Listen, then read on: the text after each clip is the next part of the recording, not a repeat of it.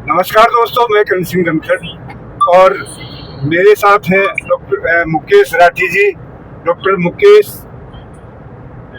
Nimble साहब और doctor Devendra सांगी जी। ये चारों मस्ताने कहाँ चले? ये चले संविधान बचाओ समाज बचाओ आंदोलन का आज 16वां प्रोग्राम अम्बाला में हो रहा है। वहाँ जा रहे सबके सब ये टीम। तो मौसम अच्छा है, आप लोगों से भी अपील है आप भी पहुँचे। सभी अम्बाला, विशेषकर अम्बाला के आसपास के लोग, सभी से अपील है कि वहाँ पहुँचे। और संविधान बचाओ समाज बचाओ ये आंदोलन क्या है, ये किस तरह काम करता है, इसके बारे में मेरे साथी यहाँ पर डॉक्टर मुकेश है, वो बताएं। डॉक्टर साहब नमस्कार। नमस्कार धनखड़ साहब, कैसे हैं आप? जी मैं बढ़िया डॉक्टर साहब, आप बताइए। बहुत ही अच्छे।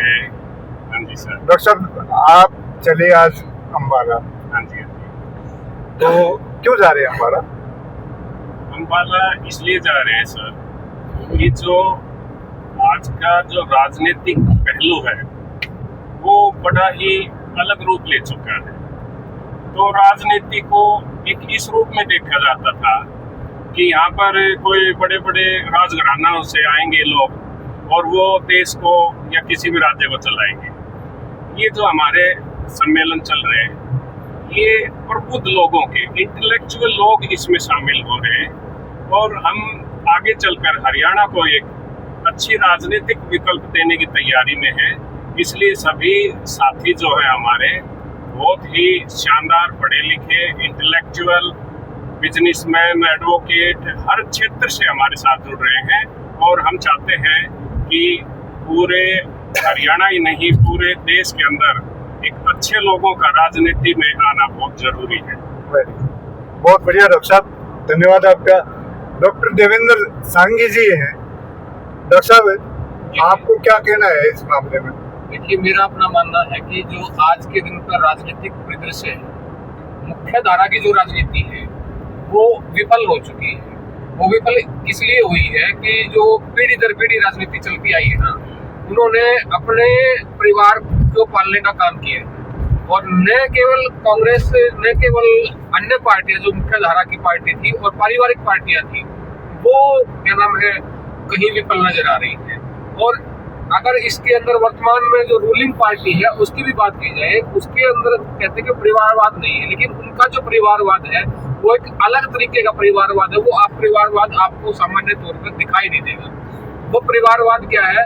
अगर मान ले कोई भी जो राजनेता उसमें स्थापित हो चुका है तो वो उन्होंने अपनी बेटियों को पढ़ाना शुरू कर दिया, लेकिन जो सामान्य जनता थी, जो संविधान का मूल था, वो कहीं पीछे छूट गया है। और जो लोकतांत्रिक मुद्दे हैं वो आपके पीछे छूट गए। लेकिन अभी क्या है कि जो लोकतंत्र है वो थोड़ा सा मेच्योरिटी की तरफ बढ़ रहा है। मेच्योरिटी की तरफ कैसे बढ़ा है, मैं उदाहरण देता हूँ। जैसे विजय थालापति था, उसकी कोई राजनीतिक भूमिका नहीं, कुछ और नहीं है। उन्होंने मुख्य धारा की राजनीति की जितनी पार्टियां थी उनको अलग थलग कर दिया, उनको बाहर कर दिया, सत्ता से बाहर का रास्ता दिखा दिया उन्होंने। अभी क्या है हरियाणा में के अंदर भी क्या है कि जो बदलाव का दौर है, राजनीतिक जो मुख्य धारा की पार्टी है उससे लोग जो है ना उब चुके हैं और बदलाव चाहते हैं। और ये बदलाव जो है मुख्य धारा की एक पार्टी दूसरी पार्टी को रिप्लेस नहीं कर सकती है, चाहे वो कांग्रेस बीजेपी को रिप्लेस नहीं कर सकती है। डॉक्टर देवेंद्र सांगी जी का कहना है कि पहले से स्थापित पार्टियां जो है वो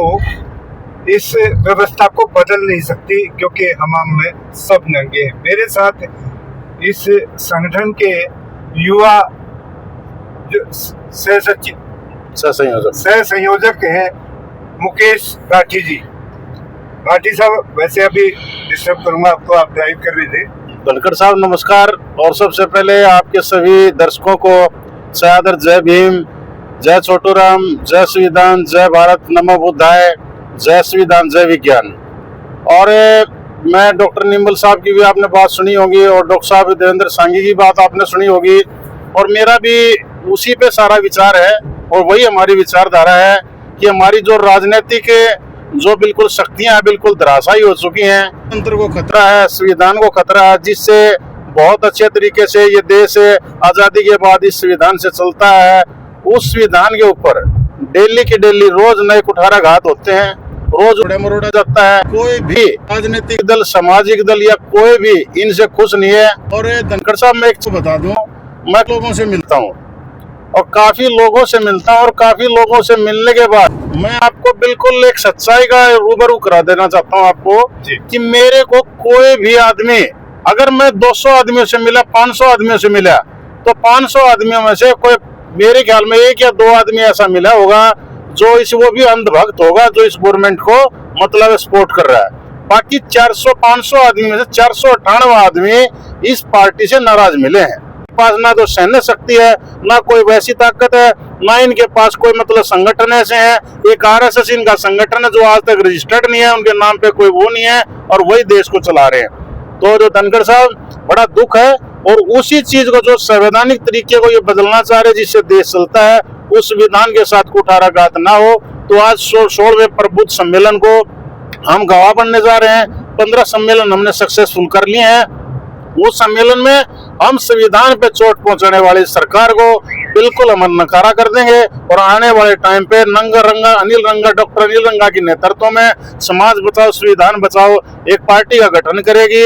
और आने वाले टाइम में अगले 2000 जो हमारा इलेक्शन होगा, हम एक हरियाणा के अंदर एक नई सरकार बनाएंगे। जो हमारा व्हीकल खाली पड़ा उसको भरने की कोशिश करेंगे।